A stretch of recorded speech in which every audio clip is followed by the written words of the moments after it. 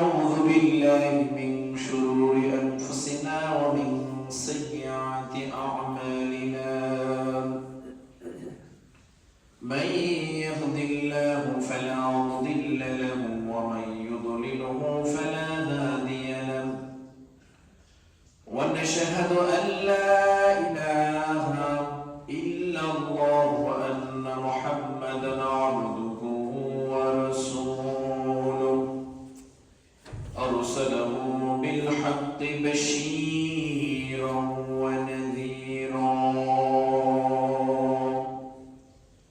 وداعيا إلى الله بإذنه وسراجا منيرا وقد قال الله تعالى في كلامه المجيد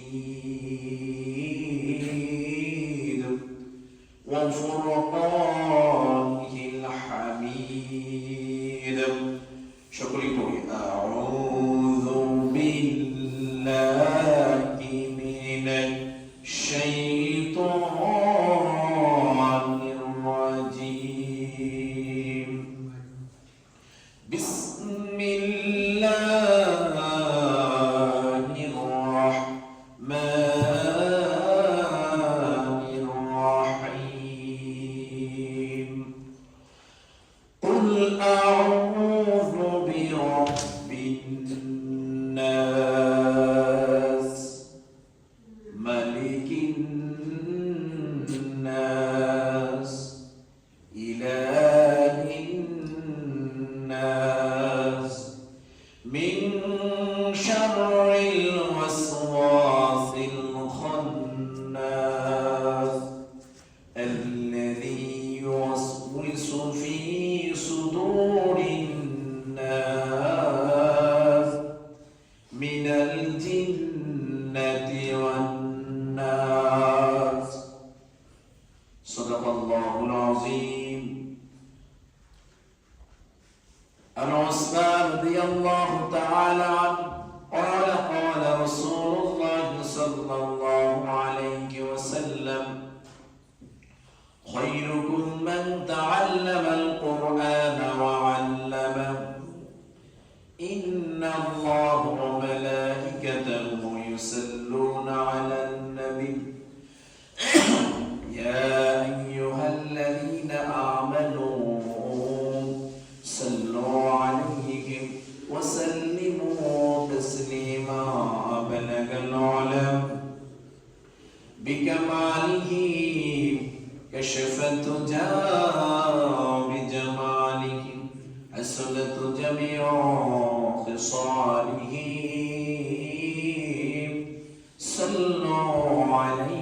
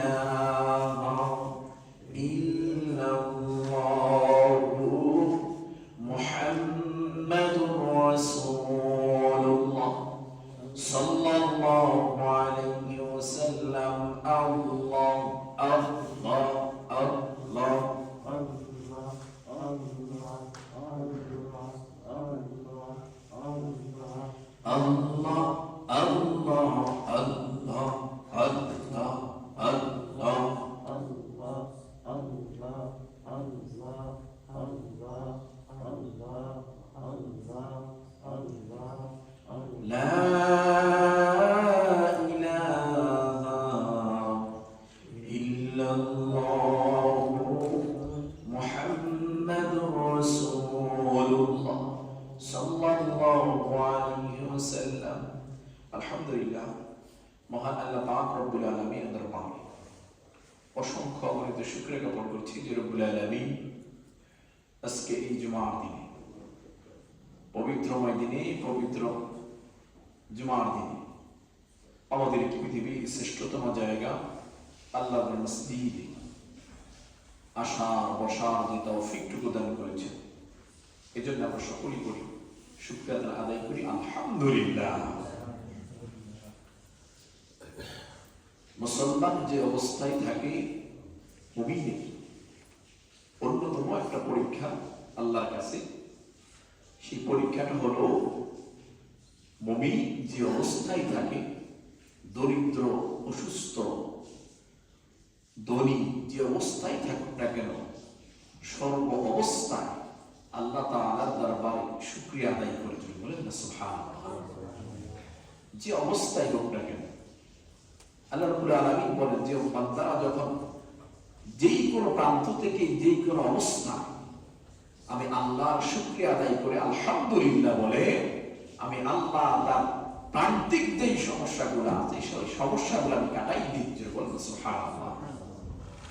একজন মানুষ যখন অসুস্থ অবস্থায়, মালাদি অবস্থায় যখন শুকরিয়া করে আর বলে আলহামদুলিল্লাহ, আল্লাহ বলে রহমতের ধারা টান দেয়, তার এই অসুস্থতাকে নেয়ামত বানিয়ে এই অসুস্থ অবস্থায় যতক্ষণ থাকে ততক্ষণ তার সগীরা গুনাহগুলো আল্লাহ মাফ করে দেয়। সুবহানাল্লাহ।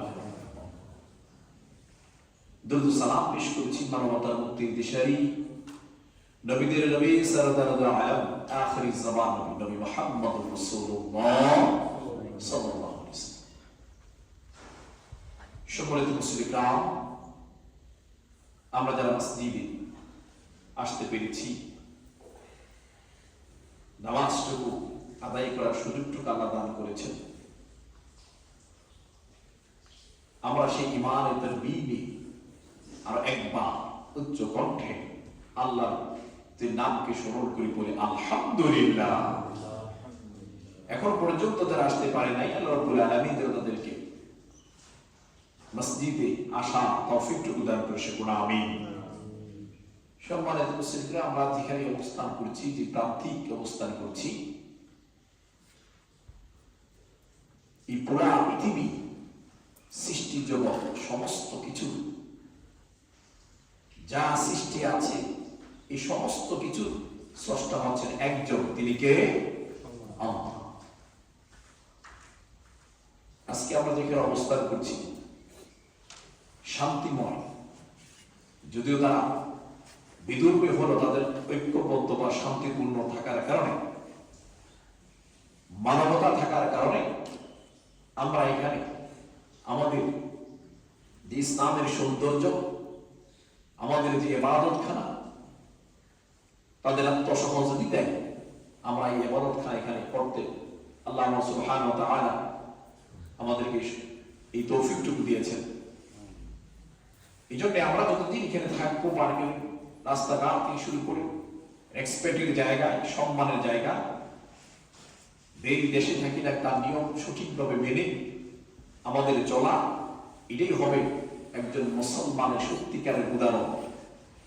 কারণ মুসলমান কখনো বেআইনি কাজ করতে পারে। আমরা যেখানে থাকি তো তার আইনের প্রতি শ্রদ্ধা রেখে আমরা আমাদের যেই প্রান্তিক নিয়মগুলো আছে সেগুলো মানবো, তবে রাস্তাঘাট থেকে শুরু করব এবং তাদের দেখলে তাদের যে রেসপেক্টের জায়গা আছে, কারণ তারা যদি আমাদের সহজে না করতো তাহলে আমরা একটা দেশের মানুষের আর একটা দেশে ভাবে বসবাস করাটা খুব কঠিন হয়ে যেত।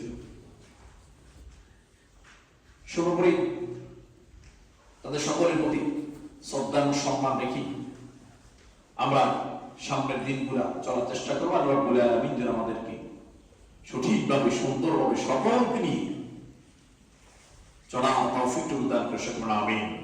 সম্মানিত মুসলিম, আলোচনার শুরুতে যেই সূরাটি তেলাওয়াত করেছি, এই সূরাটা হচ্ছে পবিত্র কোরআনের 114 নম্বর সূরা, সর্বশেষ যে সূরা, এই সূরাটার নাম হচ্ছে আন-নাস। সূরার নাম কি? আন-নাস, যেটা আমরা এমনি পরিচিত হিসেবে কুল আউযু বিরাব্বিন নাস হিসেবে চিনি, কিন্তু এটা সূরাটার নাম হচ্ছে আন-নাস। পবিত্র কোরআন সর্বপ্রথম সূরা আছে, একটা সূরার নাম কি? সূরা ফাতিহা। সূরা ফাতিহা এবং সর্বশেষ সূরা, এই সর্বশেষ সূরা হচ্ছে সূরা নাস। মুসলমান আমাদেরকে জানতে হবে, কারণ আমাদের দিন দুনিয়ার সর্বশেষ যাই কিছু বলি না কেন, আমাদের যে সম্বল, এই সম্বলে হবে কবরের যে আলো, যে আলোটা আমাদেরকে অন্ধকারকে কেটে আলোতে রূপান্তরিত করবে, সেই রূপান্তরিত আলোর নাম হচ্ছে আল কোরআন। সুবহানাল্লাহ বলেন। যে ব্যক্তি কোরআন তেলাওয়াত করবে, কোরআন তেলাওয়াত শুনবে, কোরআনকে ধরবে, কোরআন চুমু খাবে, সব কিছু তার কাছ থেকে বিচ্ছিন্ন হয়ে গেলেও কবরের মধ্যে কোরআন তার সাথেই থাকবে। সুবহানাল্লাহ। কোরআন ধরা পড়া দরকার আছে কিনা? আছে, কিন্তু আমরা এটা গুরুত্ব দেই না। গুরুত্ব না দেওয়ার কারণে আজকে আমাদের প্রান্তিক অবস্থার জলাপূর্ণ। আজকে যে সূরাটা আমাদের যে বলছে, তথাকথিত আমাদের দেশের প্রান্তরে কিছু বাউল নামে গায়করা এই সূরাটা আজকে এমন ভাবে তেলাওয়াত করেছে, সামনে তুলেছেন যে কোরআনের মধ্যে নাকি আল্লাহ সর্বাবস্থায় নাচ দিচ্ছেন নাচার জন্য। জোরে বলেন কোরআনকে যে অবমাননা করে আল্লাহর নামে নিজেকে কটূক্তি যে ব্যক্তি করবে, প্রান্তিক জীবনে ওই ব্যক্তির এই দুনিয়াতে বেঁচে থাকার কোন অধিকার, কারণ এই জগতের স্রষ্টাকে আল্লাহ, আমরা হচ্ছেন সৃষ্টি, আল্লাহ আমাদের স্রষ্টা। আল্লাহ সুবহানাহু ওয়া তাআলা সমস্ত কিছু আল্লাহ বলেছেন পুঙ্খানুরূপে আমার সঠিক নিয়মগুলো, আমার নিয়মগুলো সঠিকভাবে মানতে পারলে জগতে থাকো, মানতে না পারলে জগৎ থেকে বের হয়ে। এরপর আমার আল্লাহ বলেন জগৎ থেকে বের হয়ে কই যাইবা? পুরো জগৎটা জানা। সুবহানাল্লাহ। তার এখানে থেকে যা ইচ্ছা তাই বলবা। একজন মুসলমান এমন অবস্থা, বর্তমানে এমন এক অবস্থা হয়ে গেছে, এই বাংলাদেশের পক্ষ নিয়েও কিছু মানুষ কথা বলে যারা মুসলমান দাবি করে। সেই অবস্থার পরিণতি এমন হয়েছে, যদি এমন বর্তমানে তথাকথিত যে মুসলমান নামদারি আছে, তারা যদি নবী করিম সাল্লাল্লাহু আলাইহি সাল্লামের সময় থাকতেন, ওই সময় কিছু নামদারি মুসলমান আবু জাহেলের পক্ষ নিতেন। নাউজুবিল্লাহ। কারণ আমাদের অবস্থাটা এমনটা হয়ে গেছে, আমরা নামে মুসলমান, বড় বড় দাঁড়িয়ে রাখি, নামাজ পড়ি, মুসলমান এমন করি, এমন মুসলমান আমরা, যেই মুসলমান যেই দেশের মধ্যে দর্শনের কারীর পক্ষেও আইনজীবী দাঁড়িয়ে যায়, আমরা সেই মুসলমান। এই জন্য আমরা বলে আলেন ইয়া আইয়ুহাল্লাযীনা আমানু হাক্কা তুকাতিহি ওয়া লা তামুতুন্না ইল্লা ওয়া আনতুম মুসলিমুন। আল্লাহ রাব্বুল আলামিন বলেন, বান্দা মুসলমান হওয়াটা সহজ, ইমানদার নাম বলে বলে আমি মুসলমান, আমি ইমানদার দাবি করাটা সহজ, কিন্তু আল্লাহর সামনে পরিপূর্ণ ইমানদার হওয়াটা সহজ নয়। এখানে আমরা যাই কিছু বলি না কেন, আল্লাহ সুবহানাহু ওয়া তাআলা পরীক্ষা না করে আমাদেরকে ইমানদার হিসেবে দাবি করবে না। পরীক্ষা না করে ইমানদার আমি দাবি করি, সেটা অ্যাকসেপ্ট করবে না। এজন্য বলেছেন পরিপূর্ণ ইমানদার হয়ে, পরিপূর্ণ মুসলমান হয়ে তুমি কবরের মধ্যে প্রবেশ করো। কারণ পরিপূর্ণ মুসলমান না হইলেও কবর এমন একটা জায়গা যেখানে ইমানদার ছাড়া, মুসলমান ছাড়া আর কারো সাথে তারা ব্যবহার করবে না। সত্য, কবরের মধ্যে যদি আমাকে ভালো করতে হয়, সত্য হচ্ছে পরিপূর্ণ ইমানদার হতে হবে। পরিপূর্ণ লা ইলাহা ইল্লাল্লাহ মুহাম্মাদুর রাসূলুল্লাহ। লা ইলাহা ইল্লা তাওহীদ, তাওহীদের পক্ষে আমাকে খেয়াল করতে হবে। একদল আছে তাওহীদের পক্ষে স্লোগান দেয়, নারে তাকবীর, আল্লাহু আকবার। আরেকবার তথাকথিত এই তাওহীদের বিপক্ষে নিয়ে তার কথা বলে। তাওহীদ হচ্ছে আল্লাহর একত্ববাদ, তাওহীদ কারবার আল্লাহর একত্ব যখন ঘোষণা করা হয় তাওহীদের পক্ষে, তাওহীদি জনতা মুসলমানেরা আল্লাহর সাথে তারা একত্ববাদ ঘোষণা করে আল্লাহর দ্বীনকে, আল্লাহর জমিনে আল্লাহর দ্বীনকে বাস্তবায়ন করারই চেষ্টা করে। সুবহানাল্লাহ। যখন বলা হয় এটা দূরে না, তাওহীদের পক্ষে তাওহীদ একত্ব আল্লাহ, আল্লাহ কি কোনো শরীক আছে? লা শারীকা লাহু, লা শারীকা। তোমরা আল্লাহর সাথে কারো শরীক করিও না, আল্লাহর সাথে কারো কি করি না, শরীক করি না। আল্লাহ রাব্বুল আলামিন সূরা নাস কুল আউযু বিরাব্বিন নাস মালিকিন নাস। যখন দুনিয়ার মানুষ চিন্তা করে যায় নবী করিম সাল্লাল্লাহু আলাইহি ওয়াসাল্লামকে বারবার যখন আঘাত করতে আসে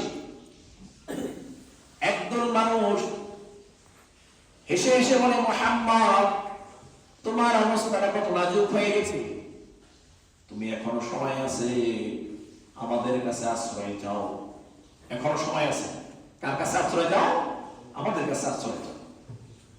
তখন আল্লাহ রাব্বুল আলামিন বলেন, ও মুহাম্মদ আপনার আশ্রয়দাতা একমাত্র আমি আল্লাহ। সুবহানাল্লাহ বলেন, কে? আল্লাহ বলেন, কুল আউযু বিরাব্বিন নাস। এ রাসূল আপনি জানাই দেন আমি আশ্রয় চাইছি একমাত্র আমার রবের, যিনি সৃষ্টিকর্তা, পালনকর্তা, যিনি মানুষের বাদশা, যিনি সকল সৃষ্টির সেরা, যিনি সকল সৃষ্টির সেরাকে আখ্যায়িত করে আমাদেরকে মানুষ বানিয়েছেন, যিনি স্রষ্টা, যিনি সকল সৃষ্টির মালিক। সুবহানাল্লাহ। আমরা তার আশ্রয় চাই। মালিকিন নাস, যিনি মানুষের বাদশা, যিনি গাছের বাদশা, যিনি পশু পাখির বাদশা, যিনি জীব জন্তুর সকলের বাদশা, তিনি কে? আল্লাহ। বলেন আল্লাহ। তিনি সমস্ত কিছু বাদশা। আমরা তার কাছে একমাত্র আশ্রয় চাই। কোন মানুষের কাছে, কোন তথাকথিতর কাছে, কোন ব্যক্তির কাছে মুসলমান ইমানদার আশ্রয় চাইতে পারে? আল্লাহর কাছে আশ্রয় চাই। আল্লাহ রাব্বুল আলামিন বারবার বলে দিয়েছেন, ইলাহিন নাস, মানুষের প্রকৃত মাবুদের কাছে আমরা আশ্রয় চাই। আবার কিছু কিছু ধরে মনে করেন আমরা যারা মানুষ আছি, যারা কাজ করি, কারা আমরা তাদেরকে মালিক বলে সম্বোধন করি, তার কাছে যাই, পয়সা আনি বা পয়সা চাইতে। এই জন্য আল্লাহ আলামিন বলেছেন, ইলাহিন নাস, মানুষের প্রকৃত মাবুদের কাছে, যা কোনো মৃত্যু নাই। সুবহানাল্লাহ বলেন। এই জগতে দুনিয়া শুরু থেকে কিয়ামতের পর্যন্ত যত সৃষ্টি হয়েছে সমস্ত কিছু বিনাশ হয়ে যাবে, শুধুমাত্র একমাত্র আল্লাহই থাকবে। যদি বলেন না সুবহানাল্লাহ, এটা সত্য, এটাই চিরঞ্জীব। আল্লাহ রাব্বুল আলামিন বলেন, মিন শাররিল ওয়াসওয়াসিল খান্নাস, এমন প্ররোচনা দানকারী অনিষ্ট থেকে যারা বারবার করে দুষ্কৃতকারী হিসেবে পরিচয় দেয়। ইসলামে যাইও না, কোরআন ভালো না, নামাজ পড়লে কি হয়, নামাজ না পড়লে ভালো আছে, নাউজুবিল্লাহ বলেন। আবার একটা বলো, তুমি এত নামাজ পড়ো, তোমার দেখি ভালো নামাজ পড়ো, এত কিছু করো, এরপরেও সর্ব অবস্থায় তোমার বিপদ লেগেই থাকে। আল্লাহ বলেছেন, ওই সমস্ত কূটনীতিকারীর কাছ থেকে তুমি হেফাজত চাও, আমি আল্লাহর কাছে। সুবহানাল্লাহ। আসলে একজন বলে না, এই মিয়া নামাজ পড়ো, তুমি তো মিয়া নামাজ পড়ো সারাক্ষণ, তুমি তো কোরআনের কথা বলো, তুমি তো তাসবিহ পড়ো, তারপর তোমার অভাব লেগেই থাকে। আল্লাহ বলেছেন, এই অভাবটা অভাব না, এই অভাবটা হচ্ছে আমার পক্ষ থেকে বান্দার জন্য পরীক্ষা। সুবহানাল্লাহ। পরীক্ষা যেটা করে, এই অস্বস্তি কি করে মানুষকে কি করে ফিরিয়ে নিয়ে যায়, আরেক দিকে নিয়ে যায়। আল্লাহ রাব্বুল আলামিন যখন মানুষ বারবার করে অস্বস্তি, শয়তান দুই প্রকার। আল্লাহ বলেছেন, এখানে বলেছেন যে শয়তানও রূপ বন্টন করে দেয়, তিনি মানুষের মধ্যে কিছু শয়তান এখানে করে। আল্লাহ রাব্বুল আলামিন আল্লাযী ওয়াসওয়াসু ফি সুদুরিন নাস, ওয়াসওয়াসার পরে মানুষের বিরক্ত হওয়ার পরে, মানুষের কান কথা শোনার পরেও যে বারবার করে ফিরে আসে, যে বারবার করে ফিরে আসে আল্লাহর কাছে, আল্লাহ রাব্বুল আলামিন বলেন ওই বান্দাই হচ্ছে আমার প্রকৃত বান্দা। জোরে বলেন না সুবহানাল্লাহ। আল্লাহ বড় কত মহান। আল্লাহ বলে তোমাকে প্রচনা দেয়, তোমাকে অনিষ্ট করে,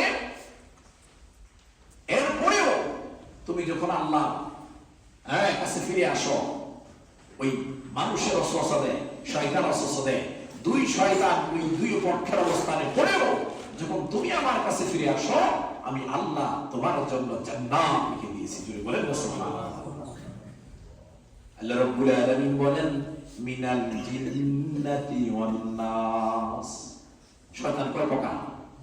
দুই প্রকার। কয় প্রকার? একটা হচ্ছে জিন শয়তান। জীবনে দেখছেন কোনদিন? দেখা যায়? দেখা যায় না, কিন্তু বোঝা যায় যখন নামাজের কথা আসে, নামাজ রক্ত শুরু হয়ে যায়, তখন একটু করে শরীর লাগে আরাম লাগে, শুইতে গেলে আরামটা বেশি হয়ে যায়। মানুষের যখন নামাজের কথা বলে ভালো লাগে না, তখনই বুঝবেন ওই শয়তান অদৃশ্যভাবে আপনাকে ওয়াসওয়াসা দিয়ে ইসলাম থেকে, কোরআন থেকে, আল্লাহ থেকে দূরে রাখতে চেষ্টা করতেছে। জোরে বলেন নাউযুবিল্লাহ। আরেকটা হচ্ছে প্রকাশ্য শয়তান, যেটা মানুষ আপনি দেখেন, আপনি যদি তাকে দাওয়াত করেন, আসেন ভাই নামাজে যাই, ও আপনি যান। আরেকটা উত্তর হচ্ছে আবার দেখবেন কিছু মানুষ ঠান্ডা মাথায় বলেন জান আসতেছি। এই যে জান আসতেছি বললো, এই যে এইটা কমতে শেষ, কবে দেশে মসজিদে আসবে সে নিজেও জানে। নাউযুবিল্লাহ বলেন। এই যে জান আসতেছি বললেন, ওয়াদাবদ্ধ হইলেন, কার কাছে ওয়াদাবদ্ধ করলেন? আল্লাহর কাছে। যে ব্যক্তি ওয়াদা ভঙ্গ করে, আল্লাহ বলেছেন যে ব্যক্তি ওয়াদা ভঙ্গ করে, ওই ব্যক্তির নামটা মুনাফিকের খাতা। নাউযুবিল্লাহ বলেন। মনে রাখতে হবে মুসলমান। আমরা দেখেছি অনেক মুসলমান থাকবে মুনাফিকের কাতার উঠবে। কেন? নামাজও পড়ছে, ওয়াদা ভঙ্গ করছে, নামাজও পড়ছে, খেয়ানত করছে, নামাজও পড়ছে, আরেকজনের জিনিসের উপর তার লোক ছিল। এই মুনাফিকদের কথা বলে তার নামটা এন্ট্রি হয়ে যায়। যখন বলা হয় সব কিছু ঠিক আছে, তারপরে মুনাফিক কেন? সে ওয়াদা ভঙ্গ করছে। তাহলে ওয়াদা ভঙ্গকারীকে মুনাফিক বলেন। ওয়াদা ভঙ্গ করা যাবে আপনি যদি সময় নেবেন, যেটা বলো আইপিসি বা যাবো, বা আপনি একটা কোনো কথা বলছেন, বা আপনি একটা কথা দিচ্ছেন আমি এতটা রাত আসতেছি ভাইকে, কিন্তু আসলেন না, এটা ওয়াদা ভঙ্গ করলেন কিনা মনে রাখতে হবে। মুসলমান এই মুনাফিকের অন্তর্ভুক্ত হওয়া যাবে। কেননা আল্লাহ রাব্বুল আলামিন বলেন ইন্নাল মুনাফিকিনা ফি দারকিল আসফালি মিনান নার। মুনাফিকের জায়গা আল্লাহ বলেছেন জাহান্নামে নিম্ন স্তরে, একটা সবার নিচে যে জায়গাটা, এটা হলো মুনাফিকের। নাউযুবিল্লাহ বলেন। কিন্তু জিনিসগুলো খুব সহজ, মুনাফিক হওয়াটা খুব সহজ। আপনাকে একটা কথা দিছি, আমাকে 100 টাকা দেন, 100 ইউরো দেন, এক সপ্তাহের মধ্যে দিয়ে দেব। এই ব্যক্তির কাছে জীবন আর এক সপ্তাহ আসে, দুইটা জিনিস বন্ধ করলেন। একটা হচ্ছে কি আমানতের খেয়ানত করলেন, দ্বিতীয়ত কি কথা দিয়ে কথা রাখলেন। মুনাফিক। যতই নামাজ পড়েন তার আগে আপনাকে তাওবা করতে হবে। তার আগে কি করতে হবে? তাওবা করতে হবে। তাওবা করে মুসলমান হতে হবে আগে। কারণ আপনি মুনাফিক হয়ে গেলে কিন্তু থাকে না। আমার বুঝতে এরকম, আমার অনেক মুসলমান আছে যারা সপ্তাহে একদিন জুমার দিন আসি, তাও অনেক কষ্ট হয়ে যায়। অনেক মনে করি সারা সপ্তাহে নামাজ পড়লে পড়লাম, না পড়লে নাই, জুমার দিনে যাই অন্তত নামাজ না পড়লে কেমন জানি খারাপ দেখা যায়। কিন্তু এই জুমার দিনের সাক্ষীর বলছে সারা সপ্তাহের হিসাব জুমার দিনে হয়। সুবহানাল্লাহ বলেন। সেটা কি সারা সপ্তাহ নামাজ পড়িলা না পড়িলা? অনেকে আমরা খুব আগ্রহ নিয়ে আসছি আজকে ফিট করা ওই সুন্দর করে কাজ করে সুন্নাহ। আল্লাহ রাসূল বলেছেন তোমার যখন আল্লাহর সামনে দাঁড়াইতে যাইবা, তুমি সর্বোত্তম পোশাক পরে আল্লাহর সামনে দাঁড়াও। সুবহানাল্লাহ বলেন। আসলাম, কিন্তু ফজর নামাজটা পড়লাম না। ফজর যে নামাজটা চলে গেছে, এটা আমাদের উপরে ফরজ না সুন্নাহ? ফরজ। আল্লাহ বলেছেন কোন ব্যক্তি যদি ইচ্ছাকৃতভাবে এক ওয়াক্ত ফরজ ছেড়ে দেয়, সে মুসলমান খাতায় থাকে, সে কুফরি করে সে কাফের সমতুল্য হয়ে যায়, পরবর্তী আবার কালিমা পড়ে মুসলমান হতে হবে। এই কথা কার? কোন ব্যক্তির কথা না। এই জন্য মুসলমান এখন বলা হয়েছে, মুসলমান আপনি যখন নামাজ না পড়ে মারা গেল, মনে করেন আজকে রাত্রে আমরা ঘুমাইলাম, সকালবেলা আর এই দুনিয়ার স্বপ্ন দেখলাম, দুনিয়ার কোন আলোই দেখলাম না, এখানে শেষ হয়ে গেলাম, ইন্না লিল্লাহি ওয়া ইন্না ইলাইহি রাজিউন। তখন আমার যে এশারের যে সালাতটা ছিল, এটাই হবে আমার জীবনের সর্বশেষ নামাজ। এই জুমা নামাজ এসেছি, নামাজ শেষ করে বাসায় যাওয়ার সময় পড়ে গিয়ে হঠাৎ করে স্ট্রোক করে চোখগুলো বন্ধ হয়ে গেছে, তখন আমার জুমাটা শেষ। আমরা চিন্তাও করতে গেলাম, একটা কতদিন চিন্তা করেন, আজরাইল আলাইহিস সালাম কি কাউকে বলে দিয়েছে যে আপনি অমুক দিন পর্যন্ত বাঁচবেন? বলা আছে কারো কাছে? কারো কাছে বলা নাই। সে যেই হোক না কেন, কারো কাছে বলা নাই। কেউ কখন কি, কিন্তু আমরা অনেক কনফিডেন্স নিয়ে কাজ করি যে কালকে করব, যান আজকে যান, কালকের থেকে নামাজ পড়ব, আজকে যান কালকে থেকে নামাজ পড়ব। এই যে কালকে থেকে নামাজ পড়ে বললেন, আপনার মতো আমার মতো হাজারো মানুষ কালকে নামাজ পড়বে বলে এই কথা বলে যখন ঘুমাই আসলো, তারা আজকে কবরের মধ্যে শাস্তি ভোগ করছে। নাউজুবিল্লাহ বলেন। একটু একটু একটু তাকান, একটু চিন্তা করেন, হাজারো মানুষ ছিল যারা নামাজ পড়বে বলে সময় কাটিয়েছে, কিন্তু নামাজ আর পড়ে নাই। আল্লাহ রাব্বুল আলামিন এই কোরআনের বাণীকে, কোরআনকে মানুষের সামনে সত্য করে তুলে ধরেছেন। মানুষ যাতে কোরআনকে শিখে, কোরআনকে জানে, কোরআনকে বুঝে, সেই জন্য কোরআন নাযিল করেছেন নবী মুহাম্মদুর রাসূলুল্লাহ সাল্লাল্লাহু আলাইহি ওয়াসাল্লামের উপর। কোরআন আপনি ধরবেন, কোরআন ধরলে সওয়াব। বলেন, কোরআন ধরলে কি সওয়াব? কোরআন ধরলে সওয়াব, দেখলে সওয়াব, মুখাইলে সওয়াব। সুবহানাল্লাহ বলেন। এমন এক কোরআন নিয়ামত আল্লাহ রাব্বুল আলামিন, এমন এক কোরআন মুহাম্মদ রাসূলুল্লাহ সাল্লাল্লাহু আলাইহি ওয়াসাল্লাম কে নাযিল করেছেন, যে কোরআনের মধ্যে মানবতা রয়েছে। আছে না নাই? যে কোরআনের মধ্যে রাজনীতি রয়েছে, যে কোরআনের মধ্যে রাষ্ট্র পরিচালনার কথা রয়েছে, যে কোরআনের মধ্যে আপনি কিভাবে খাবার খাইবেন সেই কথা আছে, আপনি কিভাবে ঘুমাবেন সেই কথা রয়েছে, আপনি কিভাবে রাস্তায় হাঁটবেন সেই কথাও আমাদের পূর্ণাঙ্গ জীবন ব্যবস্থা। এই কোরআন এমন একটা কোরআন, যে কোরআন হচ্ছে পূর্ণাঙ্গ জীবন ব্যবস্থা। রাসূল সাল্লাল্লাহু আলাইহি ওয়াসাল্লাম বলেন, খায়রুকুম মান তাআল্লামাল কুরআন ওয়া আল্লামা। তোমাদের মধ্যে ওই ব্যক্তির চাইতে কে উত্তম? রাসূল সাল্লাল্লাহু আলাইহি ওয়াসাল্লাম বলেন, তোমাদের মধ্যে ওই ব্যক্তির চাইতে আর কে উত্তম হতে পারে যে নিজে কোরআন শিখে আরেকজনকে শিক্ষা দেয়? সুবহানাল্লাহ বলেন। একজন ইঞ্জিনিয়ার যিনি বিভিন্ন অঙ্ক শিখে, ড্রয়িং শিখাইয়া মানুষকে সেভাবে ঘরে তোলে, আল্লাহকে তাকে সর্বোত্তম বলছেন। কথা বলেন, তাকে বলছেন। যিনি ডাক্তার, তাকে সর্বোত্তম বলছেন। যিনি টিচার, তাকে সর্বোত্তম বলছেন। ওই টিচার, ওই কথা বলা হয়েছে যে ব্যক্তি কোরআন নিজে শিক্ষা করে এবং আরেকজনকে শিক্ষা দেয়, তার চেয়ে আর কেউ সর্বোত্তম হতে পারে। তাহলে বোঝা গেল, আপনি যাই কিছু করেন, ইঞ্জিনিয়ার হন, ডাক্তার হন, এতে কোনো আপত্তি নাই, এটা আরো সুন্দর। আপনি মানুষকে সেবা দিবেন, তবে তার আগে আপনাকে কোরআনকে আগে লালন করতে হবে, কোরআনকে বুকে ধারণ করতে হবে। এইটাই হচ্ছে আল্লাহর ওয়াহী। বলেন না সুবহানাল্লাহ। যে ইঞ্জিনিয়ার কোরআন বুঝে শুনে তেলাওয়াত করে, কোরআন বুঝে পড়ে ইঞ্জিনিয়ার হয়েছে, ওই ইঞ্জিনিয়ারের দ্বারা 2 নম্বরে কাজ করা সম্ভব। যে ডাক্তার কোরআন বুঝে, কোরআন জানে, কোরআন শুনে, কোরআন পড়েছে, ডাক্তারই হয়েছে, ওই ডাক্তারের দ্বারা কোন নিরীহ মানুষ নির্যাতন হবে তার বিচারও পারবে না। আপনার সন্তানকে ইঞ্জিনিয়ার বানান, ডাক্তার বানান, বিজ্ঞানী বানান, যাই কিছু বানান না কেন, তাতে কোনো আপত্তি নাই। কিন্তু আপনার সন্তানকে যখন কোরআন শিক্ষা দিবেন, লগে ওইগুলো শিক্ষা দিবেন, পুরোটা শিক্ষাই আল্লাহর জন্য হয়ে যাবে। বলেন না সুবহানাল্লাহ। এই জন্য তথাকথিত বাউলরা আজকে যে ইসলামকে বিদ্বেষী করছে, এই বাউলদের পক্ষ নিয়ে দুনিয়ার লোভের কারণে, দুনিয়ার ক্ষমতার কারণে আজকে যারা তাদের পক্ষ নিচ্ছে, এই পক্ষপাতীরাও আজকে ইসলামকে খারিজ হয়ে গেছে। এরা মুসলমান নয়, এরাই মুনাফিক, এরাই মুরতাদ, এরাই নাস্তিক। বলেন নাউজুবিল্লাহ। ওই নাস্তিককে যখন আপনি প্রশাসন আপনার ভোট দ্বারা নাস্তিককে সামনে নিয়ে আসবেন, ওই নাস্তিকের কারণে যত অন্যায় হয়, সমস্ত অন্যায়ের গুনাহ আপনার আমল হয়ে যাবে। কারণ আপনি নাস্তিককে সহজে করতেছেন। আপনার ক্ষমতা আছে যে একটা ভোটের মাধ্যমে একটা নাস্তিক সামনে যাবে, আপনি তাকে দিলেন, আপনি তাকে ওই তার অন্যায় করার সুযোগ করে দিলেন, ওইটার গুনাহ আপনাকে দিতে হবে।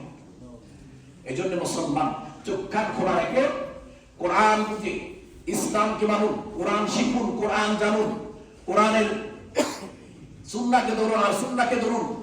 আমরা কোরআন যারাই পড়ি অর্থ বুঝি না, তার অর্থ পড়িও না।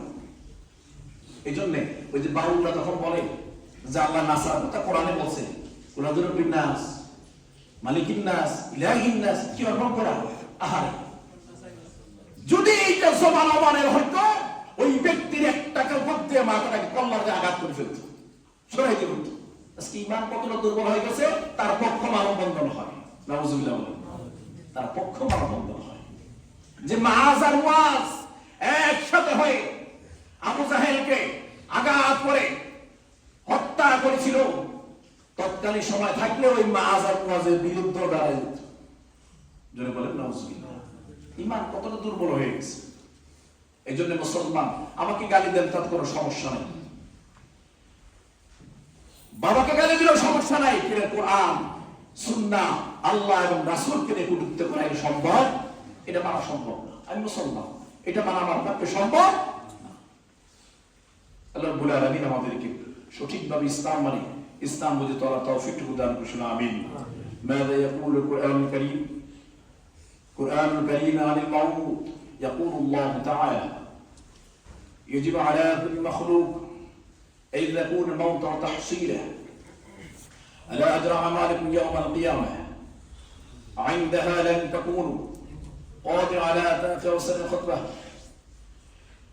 هو الذي يعطي نصح حياته ويسيب الموت وتعود إليه لا ينبغي أن يسمع الله ولا ذكر الله ولا أولاد من ذكر الله أولئك الذين هم غافلون أولئك الذين هم غافلون هم الخاسرون انفق مما أعطيك إياه قبل أن يأتي الموت ولا سيقول يا ربي لماذا لم تعني المزيد من الوقت ثم أعمل صدقة وأكون بين الصالحين عندما يأتينا وقتي والمحدود لكل شخص كل نفس ذائقة الموت ثم إلينا ترجعون لا يطين الله لحال أحدا الله على أعلم بما تفعل لا ينبغي أن يكونوا مثل أولئك الذين أعطوا الكتاب من قبل بارك الله لنا ولكم في القرآن العظيم يا سنة الله